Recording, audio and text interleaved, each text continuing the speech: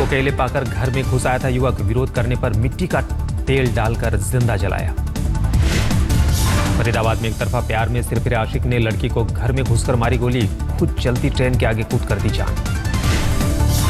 लड़की की किसी और से शादी तय होने से गुस्से में था युवक। गंभीर रूप से घायल लड़की दिल्ली के सफदरजंग अस्पताल में भर्ती।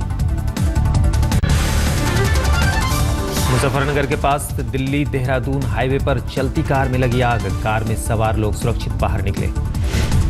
देखते ही देखते धू-धू कर जली कार। दमकल की गाड़ी ने कड़ी मशक्कत के बाद आग पर पाया काबू। कोलकाता एयरपोर्ट पर एयर इंडिया के यात्रियों का हंगामा। उड़ान में देरी से नाराज थे यात्री। एक यात्री ने बनाया हंगामे का वीडियो। यात्रियों का आरोप, बोर्डिंग पास मिलने के बाद उड़ान में कई घंटों की देरी। राजधानी में एक बार फिर दिल्ली जल बोर्ड की दिखी लापरवाही। कुंडली में पाइपलाइन फटने से हजारों लीटर पानी की बर्बादी। महाराष्ट्र के कोल्हापुर में टोल बूथ पर हंगामा। गुस्साए लोगों ने जमकर की तोड़फोड़।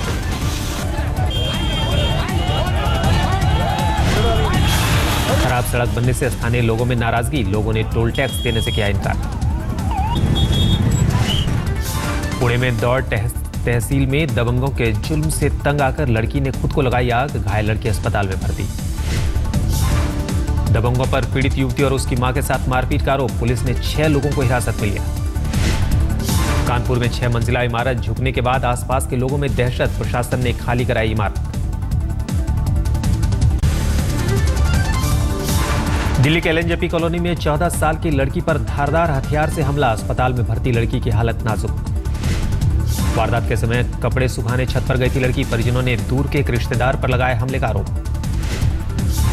दिल्ली के रोहिणी थाने में 2 लड़कियों से टॉर्चर के मामले में एसआई और 3 महिला पुलिसकर्मी सस्पेंड। दिल्ली महिला आयोग की सख्ती का असर। यूपी के देवरिया में सेंट्रल बैंक में 3.25 करोड़ की चोरी। सेंधमारी कर 2 करोड़ 70 लाख रुपए ले उड़े चोर। बैंक में ड्यूटी पर तैनात 2 कांस्टेबल में से एक कांस्टेबल फरार। सीसीटीवी में कैद हुआ एक नकाबपोश। फैब इंडिया खुफिया कैमरा केस में 4 आरोपियों को मिली जमानत। मापुसा कोर्ट ने 5-5 हजार के मुचलके पर दी जमानत। एक खुफिया कैमरे पर मुख्यमंत्री पार्सेकर का लापरवाह बयान। गैर इरादतन मामला बताकर झाड़ा पल्ला। महाराष्ट्र के कोल्हापुर में भी फैब इंडिया के शोरूम में चेंजिंग रूम में मिला कैमरा। पुलिस ने एक कर्मचारी को गिरफ्तार किया। यूपी में पुलिस ने कई शहरों में शुरू की छानबीन। सीएम अखिलेश के निर्देश के बाद सभी मॉल्स में बाथरूम और चेंजिंग रूम की पड़ताल। प्रधानमंत्री आज दिल्ली में मुख्य न्यायाधीशों और मुख्यमंत्रियों के कॉन्फ्रेंस को करेंगे संबोधित। न्यायिक सुधार पर रखेंगे अपनी राय। विज्ञान भवन में आयोजित कॉन्फ्रेंस में मुख्य न्यायाधीशों के साथ सभी राज्यों के मुख्यमंत्री भी लेंगे हिस्सा। कॉन्फ्रेंस से पहले पीएम मोदी ने किया डिनर पार्टी का आयोजन। सुप्रीम कोर्ट के जज कुरियन जोसेफ डिनर में नहीं हुए शामिल।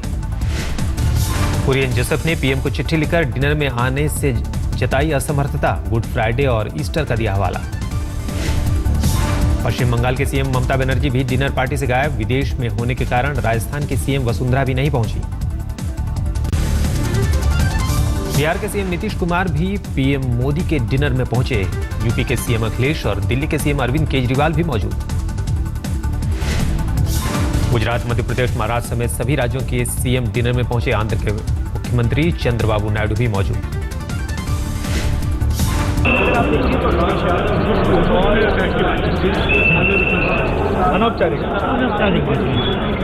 It was mostly social talk. That's the politics, most of social talk.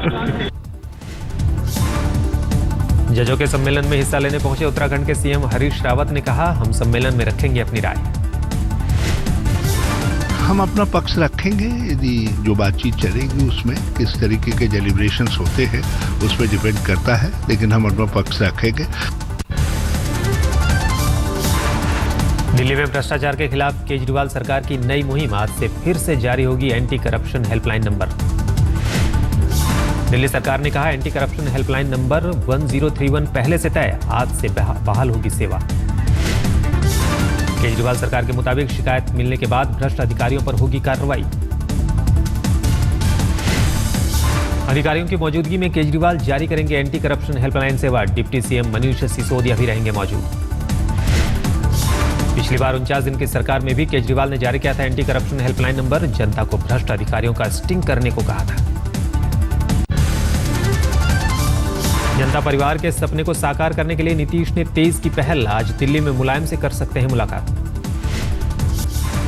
आज पटना में आरजेडी ने बुलाई राष्ट्रीय कार्यकारिणी की बैठक में लालू पार्टी नेताओं से जनता परिवार में विलय पर करेंगे चर्चा।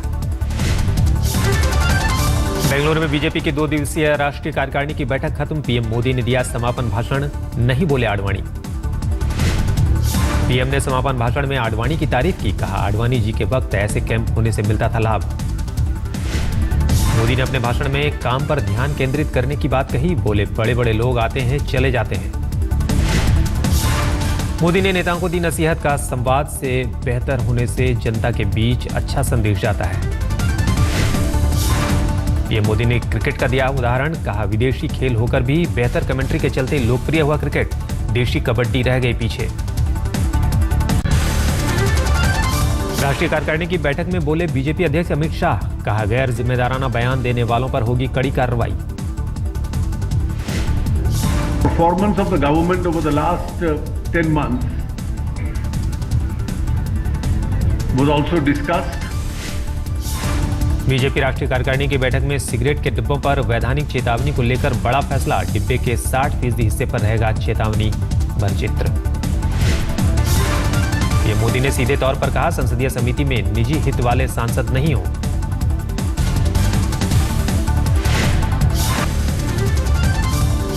वित्त मंत्री अरुण जेटली ने राष्ट्रीय कार्यकारिणी में बातचीत का दिया ब्यौरा, कहा 6 अप्रैल को मनाया जाएगा बीजेपी का स्थापना दिवस।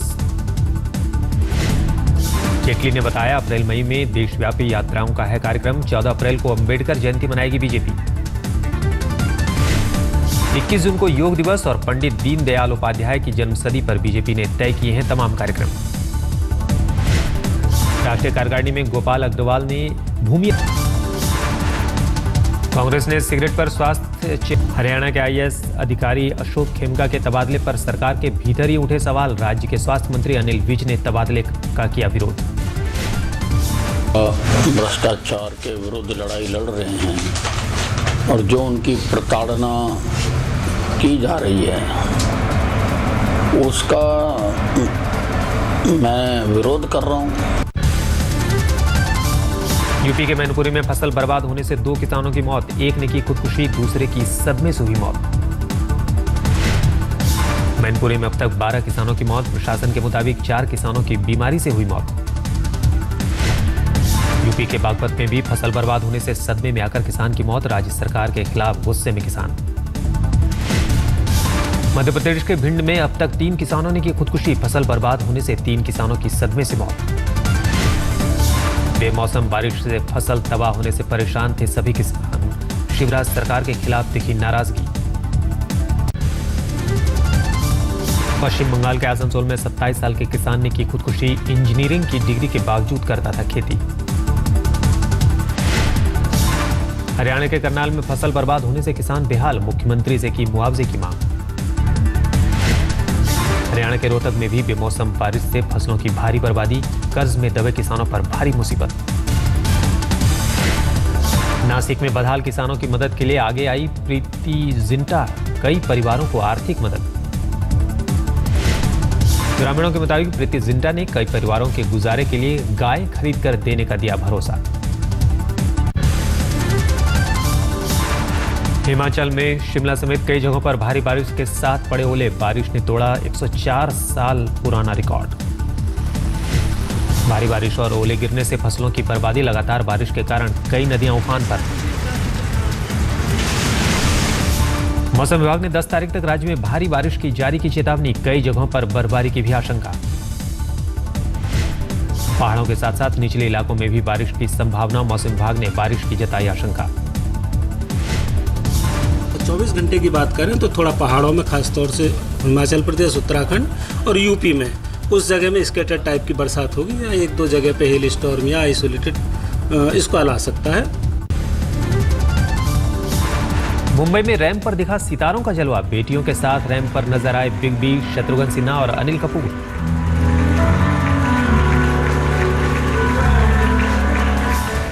अपनी बेटी श्वेता के साथ रैंप पर वॉक करते नजर आए अमिताभ। उधर सोनाक्षी के साथ शत्रुघ्न सिन्हा भी रैंप पर उतरे।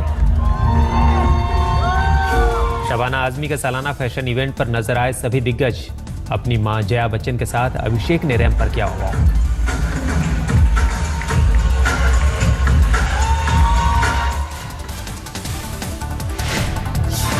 अनिल कपूर ने बेटी सोनम कपूर के साथ रैंप पर वॉक किया। फरहान अख्तर अपने पिता जावेद अख्तर के साथ दिखे।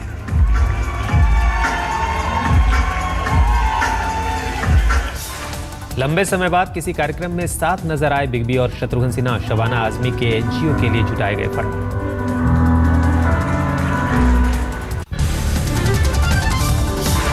पत्नी साक्षी और प्यारी बिटिया जीवा के साथ रांची पहुंचे धोनी। एयरपोर्ट पर अपनी गोद में बेटी को संभालते दिखे माही। धोनी ने बेटी जीवा को कैमरे की नजर से बचाया। हाथ से ढका बेटी का चेहरा। एयरपोर्ट पर मीडिया से बचकर निकले। बॉलीवुड सितारों के धमाल से होगा आईपीएल का आगाज। 7 अप्रैल को कोलकाता में होगा रंगारंग समारोह। रंगारंग समारोह में ऋतिक, सैफ, शाहिद और अनुष्का का होगा परफॉर्मेंस। 8 अप्रैल से होगा आईपीएल का आगाज। साइना नेहवाल से छिना वर्ल्ड नंबर 1 का खिताब। मलेशियन ओपन के सेमीफाइनल में हार के साथ रुका विजय।